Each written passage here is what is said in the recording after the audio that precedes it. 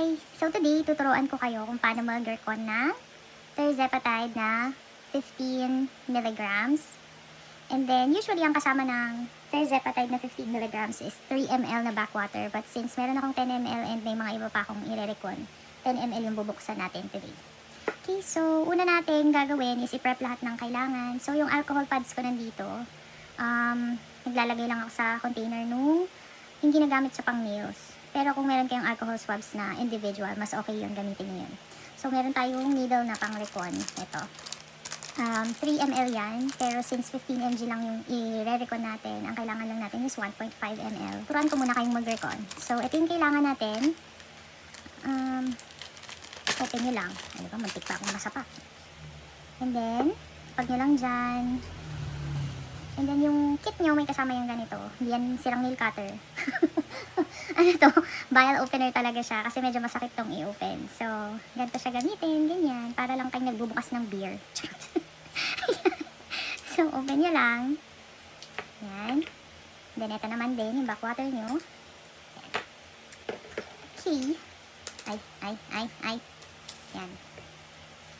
So, higpitan nyo to kasi minsan maluwag yan. Ikot nyo lang.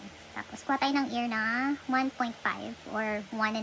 Ayan, para makita nyo lang. Ito, 1.5 or 1.5 ml.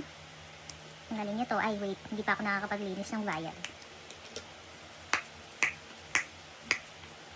Okay. Kuha kayo ng alcohol swabs. Disinfect yung top ng vials. So, ito. Ganyan. Medyo patagalin nyo naman mga 10 seconds. Ganyan. Para sure na malinis.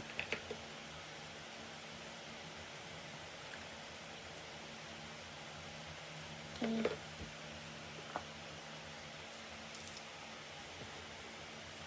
So, ito. 1.5. Draw kayo ng air. Na 1.5. 1.5. Higpitan nyo to. Tanggal yung cover. Tusok nyo sa gitna. Taob. And then, inject nyo yung air. And then, makikita nyo yan kung sayang magkakaroon ng laman. Ala, nawala. Nabati. Ayan. Okay na. So, 1.5 yung kailangan natin. Pag may mga air bubbles na ganyan, push nyo lang ulit.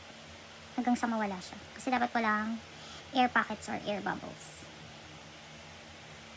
So, ayan. Usually, ginagawa ko, pinipitik ko lang para umakyat sila lahat dun sa taas.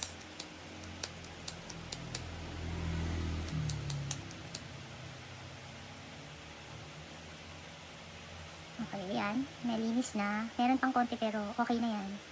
Ito yung needle. Ay, tumapon siya. Okay, and then hold nyo to, itong plunger. Kasi pag tusok nyo dito, mabilis pumasok yung backwater dahil may, ano bang tawag doon? May negative energy, I don't know, pressurized, basta yun. So, hold nyo yung plunger. And then, inject sa gitna. Yan.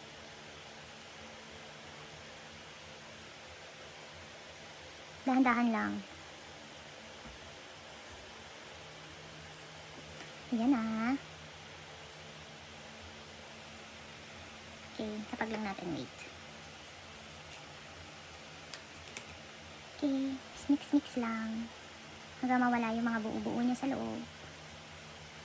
Ayan. Dapat clear siya. So, kapag ganyan na clear na siya, wait, nakikita nyo ba? Ayan. Once na clear na siya, pwede na yan. Pero roll nyo muna para sure na na-mix na siya. Huwag nyo i-shake ha. So, mukha lang konti yan, pero aabot yan ng 6 weeks or 3 shots for 2.5 mg dose.